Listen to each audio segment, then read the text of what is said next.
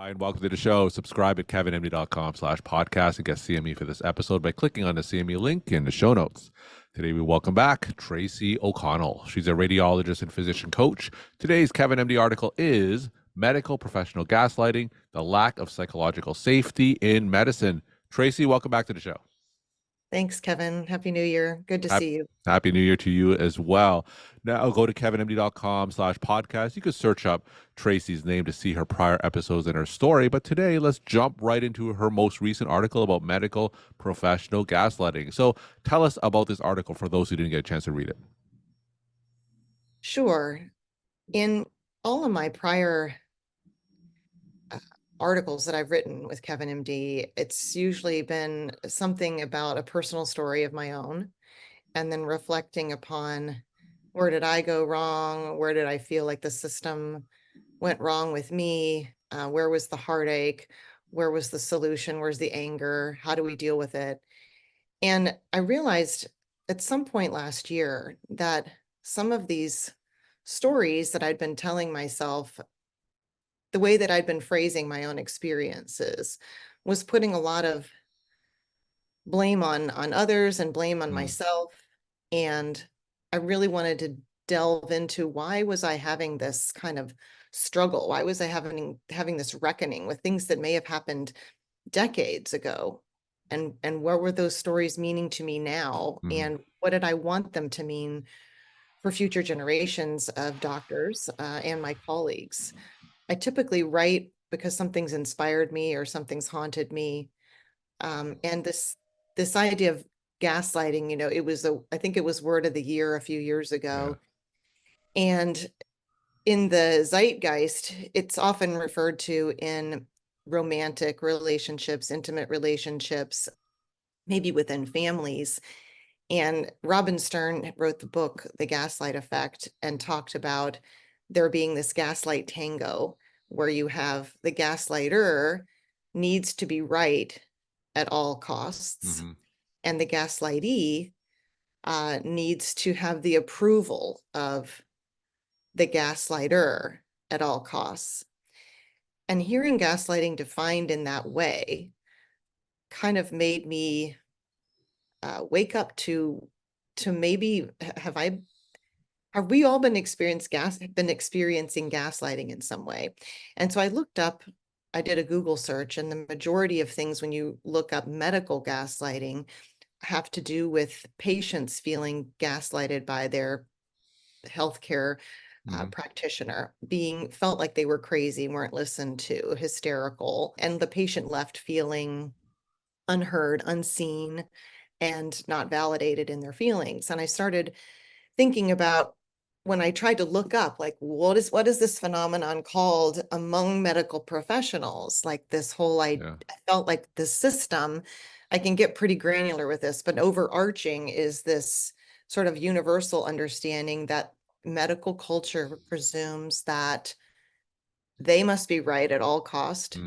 And those in either whether we're in training or whether we're practicing now or whether we're competing with a group across town or trying to get an academic promotion, whatever it is, there's always this idea of needing the approval of somebody else. And maybe it's the approval of a patient. Maybe it's the approval of the medical system. In training, it's the medical student needing the approval of everyone above them. Once you're even an attending, you're seeking the approval of the dean or maybe the head of the hospital. And even the head of the hospital is seeking the approval of the shareholders.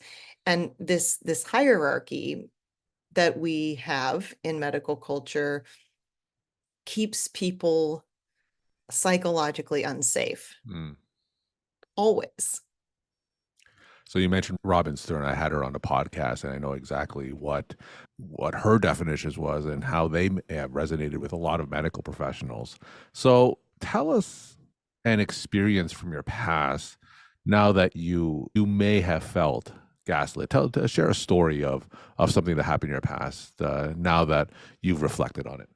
I have so many stories. And the funny thing is that even in response to this article that I wrote, there have been people responding to the article saying, what you're describing is not gaslighting. which then of course feels very gaslighting because again, gaslighting is this idea of questioning what someone thinks Yeah. and what they believe. And so we're constantly questioning what we believe. And the way to gaslight someone is very easy, whether you're a patient or a practitioner. It's anyone planting a seed of doubt. Sure. And then you wonder, because we're just inundated with so much information and we're always behind and we always haven't maybe kept up with the latest journal articles. And someone might say, oh, I can't believe you're not prescribing this for this malady. And then you question, gosh, am I a loser? Do I not understand my work? Am I a fraud? All these ideas that we toss around a lot, imposter syndrome, burnout. A lot of these things, I believe, are the consequences of the way that we speak to ourselves in this conditioned belief that happened even before our frontal lobes were formed, right? If we entered medical school right out of college, let's say.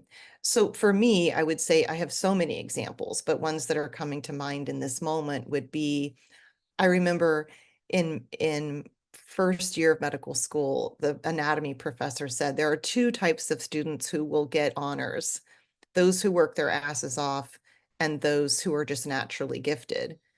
And I remember the understanding was that you will get honors and you should want to get honors. And if you don't get honors, then you won't make it. Mm-hmm. Now, people hear what I'm saying today and hear what others say through the lens of their own lived experiences. So for me, I admit to being a highly sensitive person and also an idealist. And so those are qualities that make a great doctor, but they're also qualities that make one susceptible to gaslighting in the sense of, do I have confidence in myself, in my knowledge base, enough that I will not believe someone else's interpretation over my own, that I will trust myself no matter what someone else says about me. And so throughout my career, I went into radiology, ironically, to sort of protect myself from some of the emotional tolls that clinical practice Mm-hmm. takes. But it didn't work, because I'm, again, a highly sensitive person and I'm trying to do good work. It would be in radiology, for example, it's the constant sense of you're not fast enough. Mm-hmm.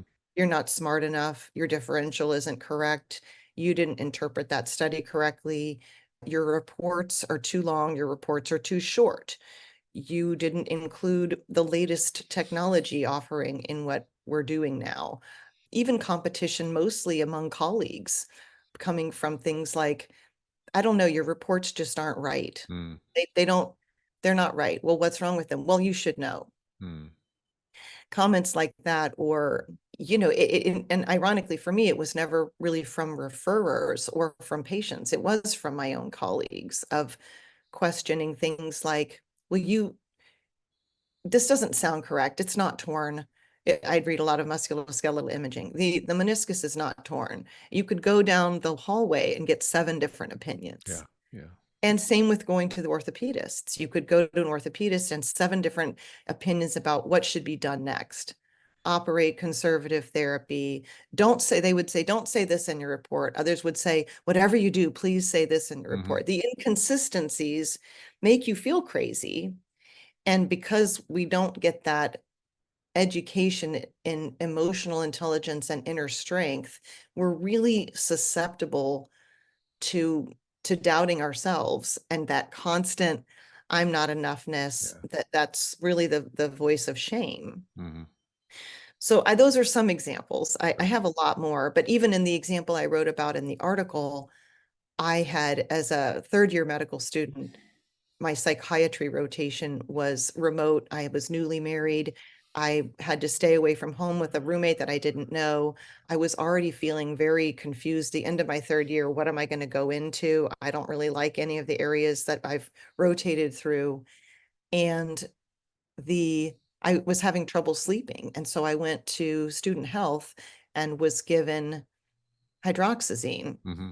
Vistaril, for sleep.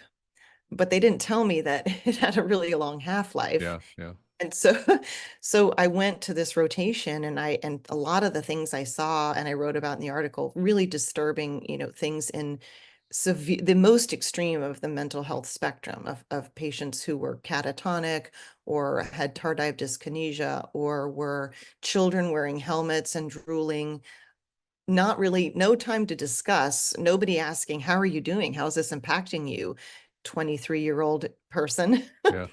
And it was affecting me a lot, and I wasn't sleeping, and I was taking this medicine. And then the end of the rotation, I was with a practitioner who was in the ER, an ER psych unit, and someone would come in and share a story for 5 minutes, and the psychiatrist would say, well, this is a narcissistic, histrionic, bipolar, black and white thinker. And I would say, well, did you hear what just happened to them?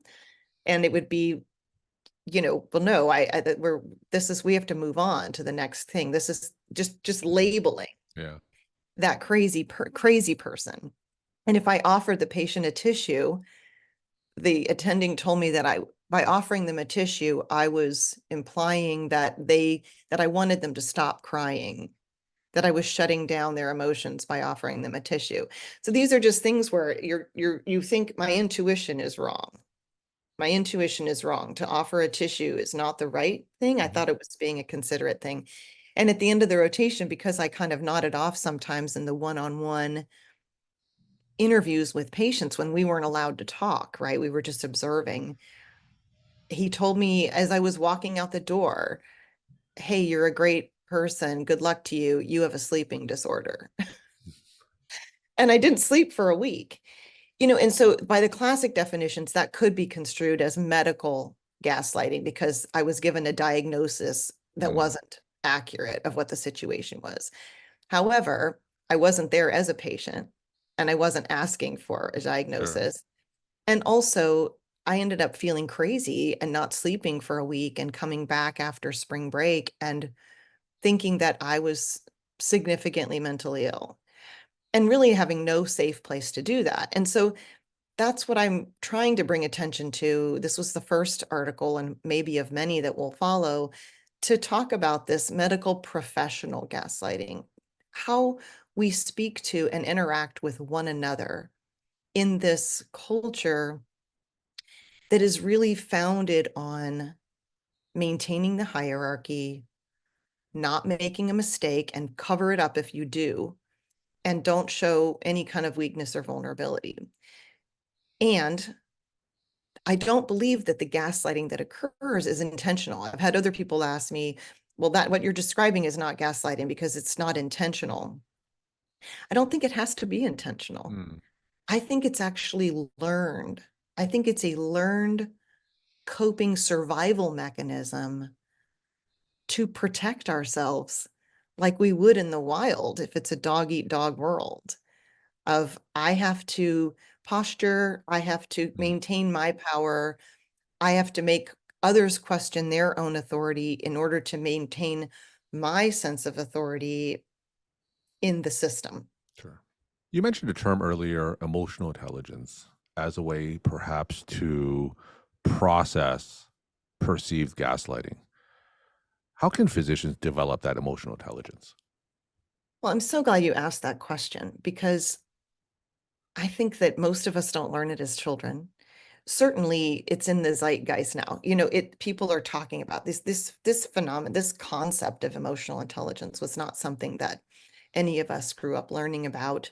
It may have been demonstrated to us by our parents of asking about our feelings, how we're coping, not minimizing sadness or anger. The unattractive or unpleasant emotions would have been allowed and heard and acknowledged and maybe repaired Hmm.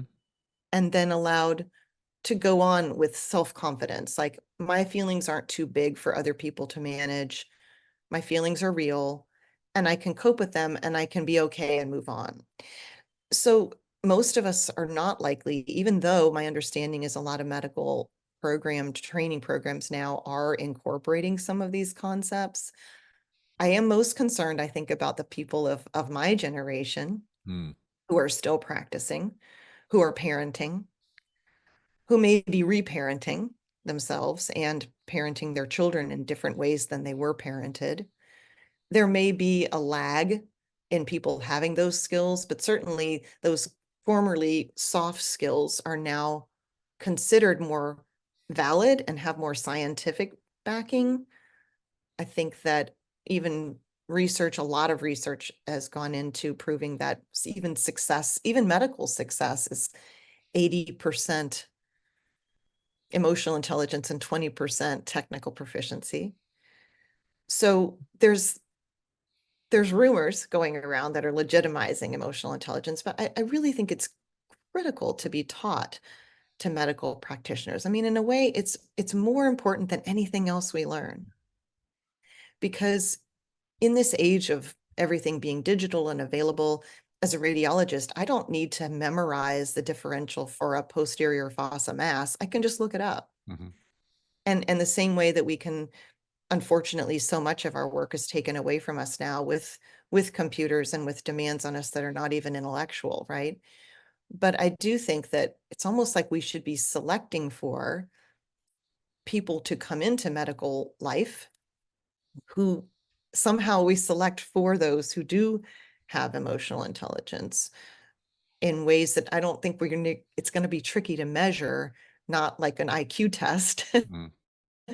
or a board exam. It's going to be some kind of empathy skills or some kind of even the way that we mandate you go taking organic chemistry. There may need to be some kind of hoops to jump through to prove that you've got enough training in how to maintain compassion, maintain self-compassion, maintain the ability to trust oneself. I Sure. think that's kind of the whole shtick is we're never taught to trust ourselves. We're taught to put our faith in the medical professionals around us. But my sense, looking through the retrospectoscope and also all the conversations I have with people that I coach or that I work with, is that these kind of experiences you have to experience them to recognize them Sure. and to know what psychological safety is. And I think, how do we create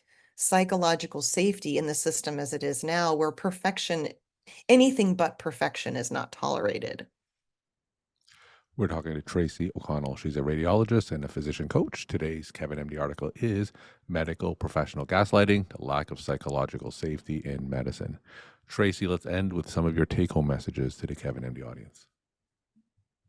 Well, I'd want to just keep the idea in there and plant the seed of what medical professional gaslighting is. Because if you think that you're crazy or if you're lacking in confidence, I think that's often what people come to me for is, yeah, I'm lacking in confidence. I have all these accolades and I still don't feel like I'm enough.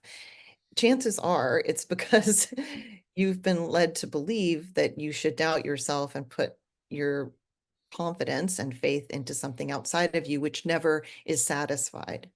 So psychological safety is an inside job, but it's also something that we need to foster and be able to understand and model for others.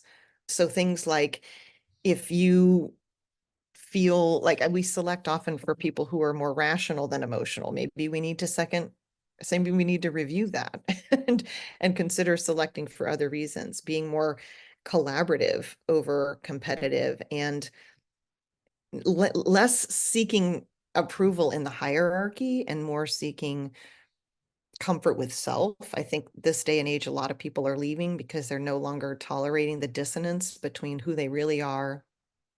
That the idea, if you're burned out, the issue must be with them rather than the system, or people feeling just spent and distraught and disillusioned and disenchanted with medical life. And I want to leave them with a positive note that rather than seeing the system like I did for so long as malicious and malevolent, I think that there's very simple things going on, which is just the sense of competition and not enoughness, and that there's real value in figuring out those inner strengths before you go into the arena of trying to outdo other people.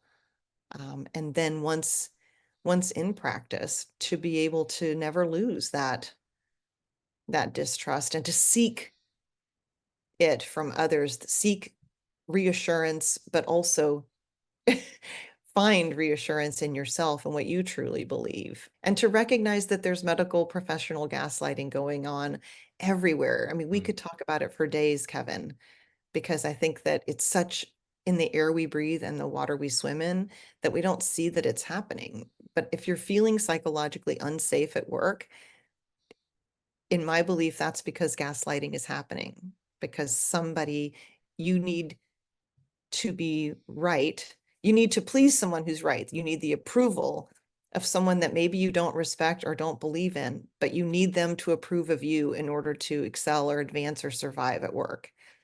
And that's a unpleasant and uncomfortable place to be in.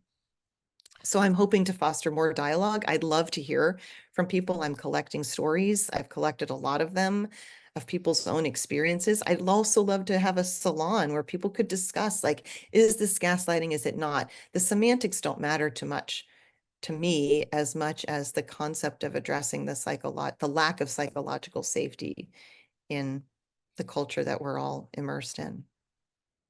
Tracy, thank you so much for sharing your story, time, and insight. And thanks again for coming back on the show. Thank you for having me, Kevin, and for all that you do.